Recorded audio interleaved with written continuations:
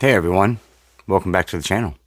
So today, I'm in my rad outfit to talk about my Rad 9 of 1994. This has been a challenge that was set by the Rad Pack, which is Garrett from Born to Be Rad, Mel from My Killer Podcast, and Justin from The Dead Couch. They set out this challenge, quite a few months back. I'm quite a bit behind on this. But they say it's ever opened. So let's get into my 9.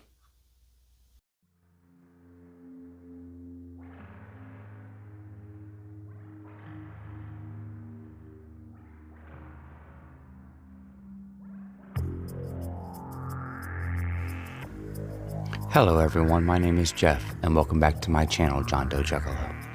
If this is your first time here, please consider hitting that subscribe button, like my daughter says. It's free, and you can always change your mind later.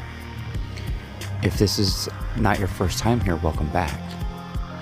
This is where you're going to find me discussing my favorite things about movies and music, video games, and the physical medias that surround all of those types of mediums. So please sit back and relax and check out this next video.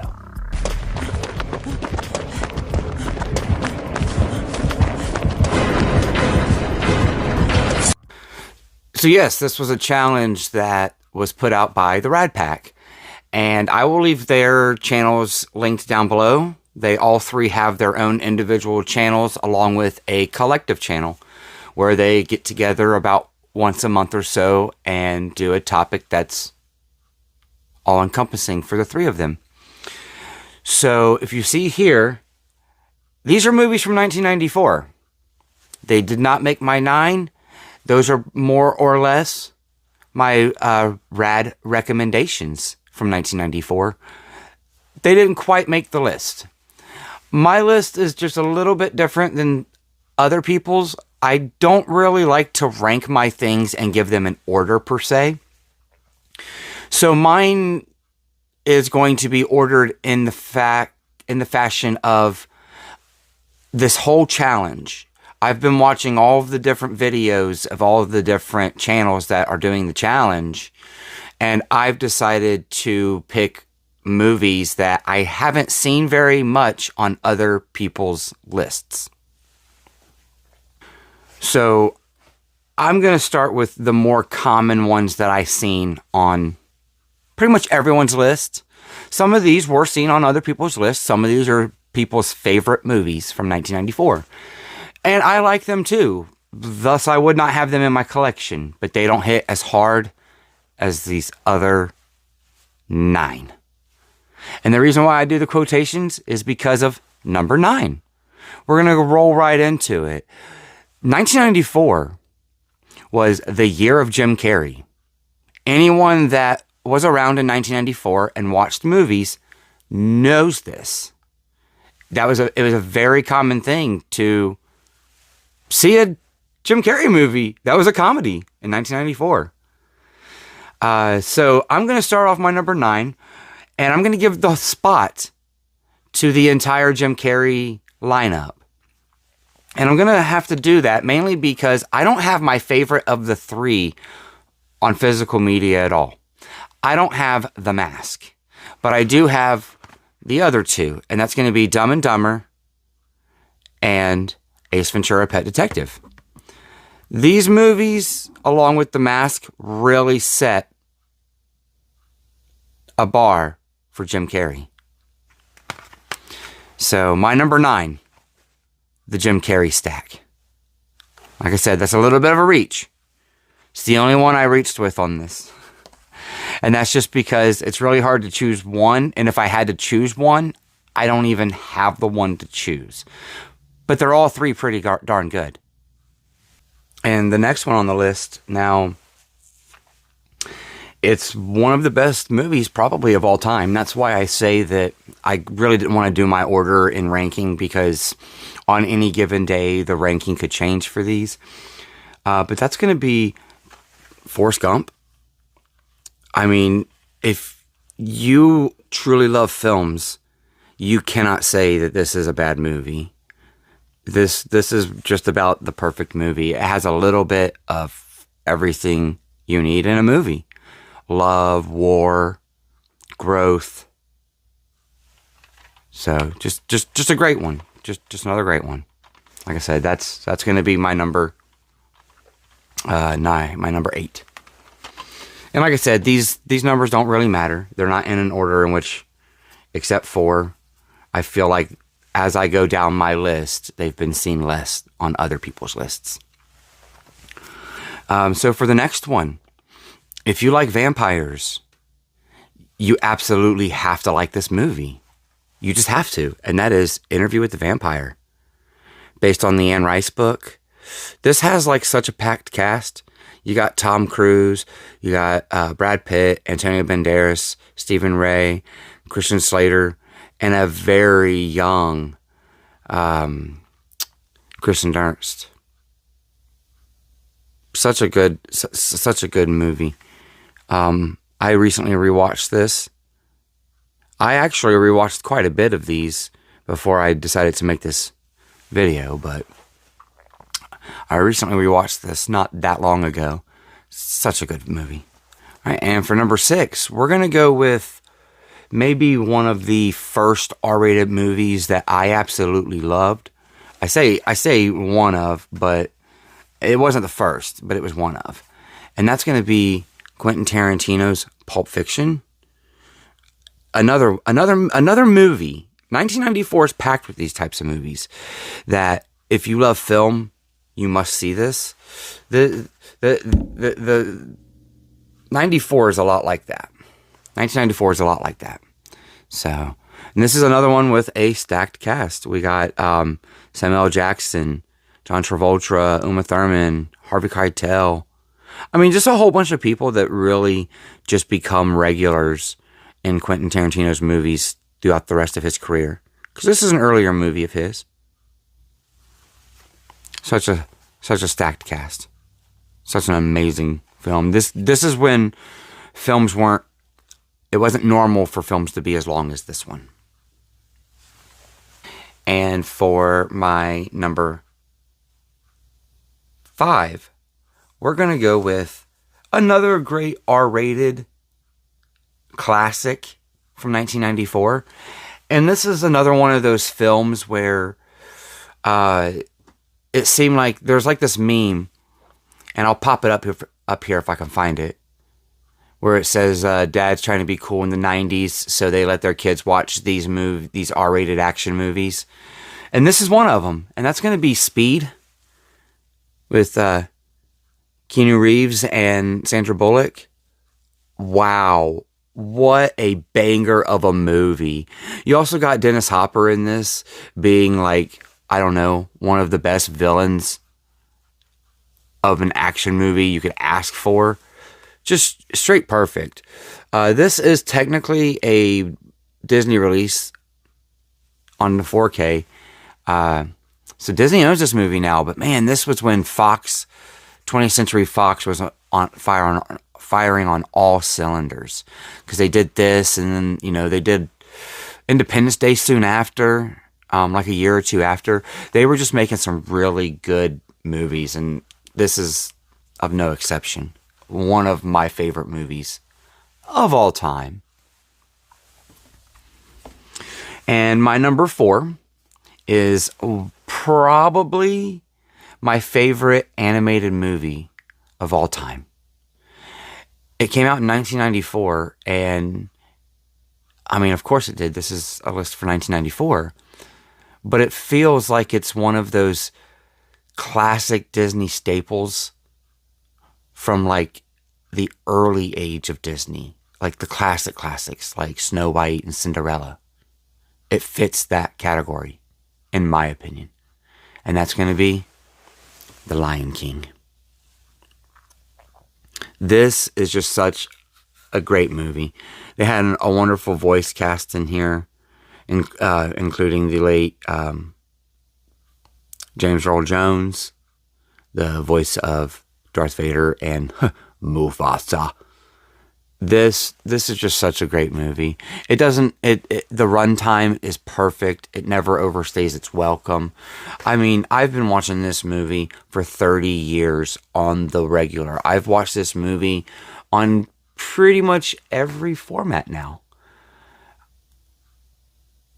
I don't think I've watched it on 4K, though I believe I have it. This is just one of those movies that you just always get the new one when you get it. I love this one because, of course, 3D, and it has this really nice lenticular on it, which you can kind of tell. It doesn't do much; it just kind of shifts, but it looks really nice in person. Anyways, it's about the movie, and this is a great one. So for my number 3, this is a director's first film. Most directors' first films don't deserve to be this good. And it spun off an entire universe of characters. And that's going to be Kevin Smith's Clerks. If you've never seen this movie before, you need to go watch it right now. It's currently streaming on like Netflix, and I'm sure by the time you maybe see this movie, it might be streaming even somewhere else. I'm not entirely sure. Miramax, Lionsgate, so their stuff jumps around. They don't have a particular streaming service that they own. So this jumps around. But I feel like it's almost always on a streaming service because it's such a classic. It just needs to be out there and accessible. It's black and white. That I know that turns some people off. But it was for budget reasons, and you get such a great film that he was able to actually make. This is a very, very high recommendation for me.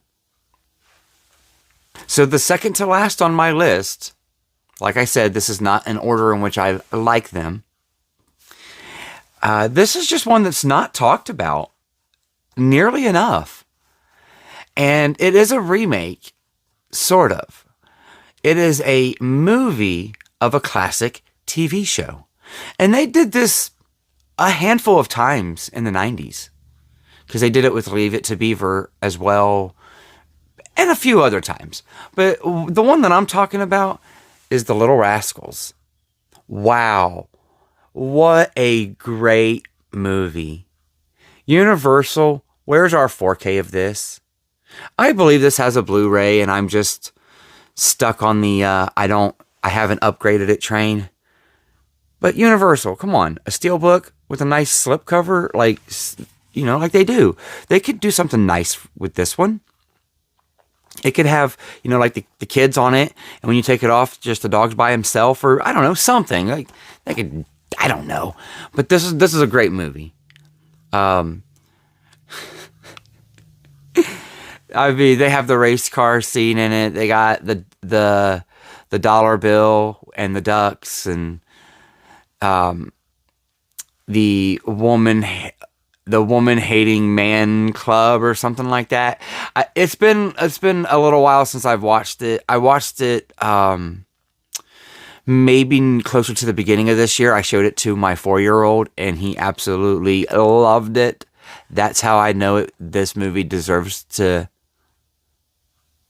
be on this list. I pulled this down and I pulled down the projector and we watched this together, me and my soon-to-be 5-year-old, and he absolutely loved it.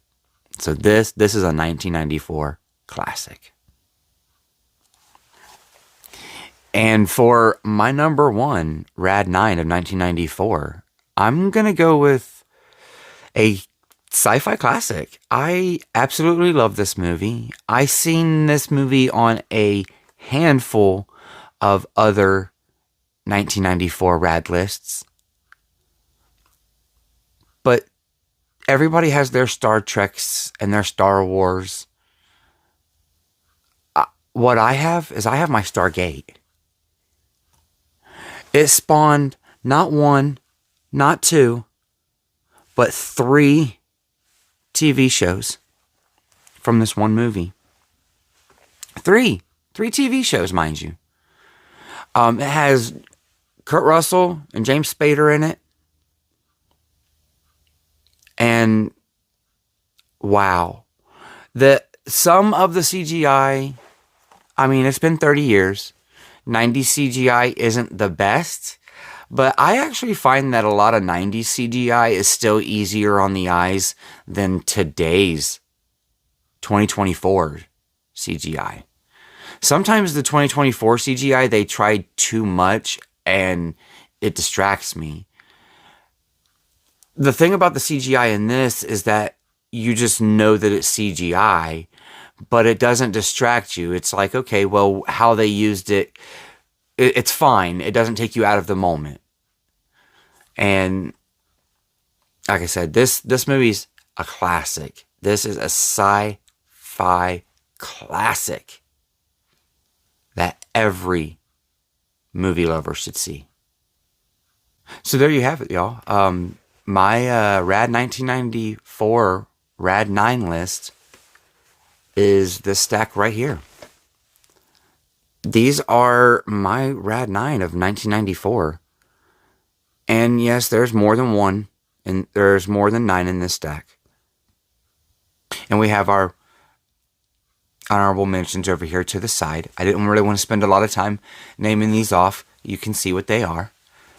There's 5 of them bad boys. And there's many, many more movies from 1994. I technically only showed you 15 today. And I didn't even show you one of my favorites that would be in this 9 stack by itself if I had it. But shamefully enough, I do not own The Mask. I've been hunting for it all summer long. I didn't find it on DVD, Blu-ray, or even VHS or Laserdisc to have it for this video. Oh well. Anyways, if you want to do the Rad 9 Community Challenge, it's an open-ended challenge. They do quite a bit of them. I will leave the link for the Rad Pack channel, along with all of theirs, down in the description. All of their individual channels, down in the description, for you guys to go and check it out. And if you want to do the challenge, they say, you know, any way you would like to do it is fine. Whether you have a YouTube channel and you want to make a video, or you have Instagram, you want to make an Instagram post, or if you just want to post on their list your Rad 9, you can post on my list your Rad 9. I'll relay the message.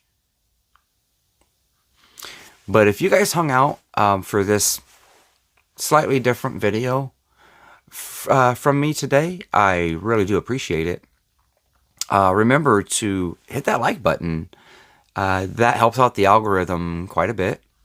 Make sure to hit the subscribe button if you're not already. I really appreciate that the most.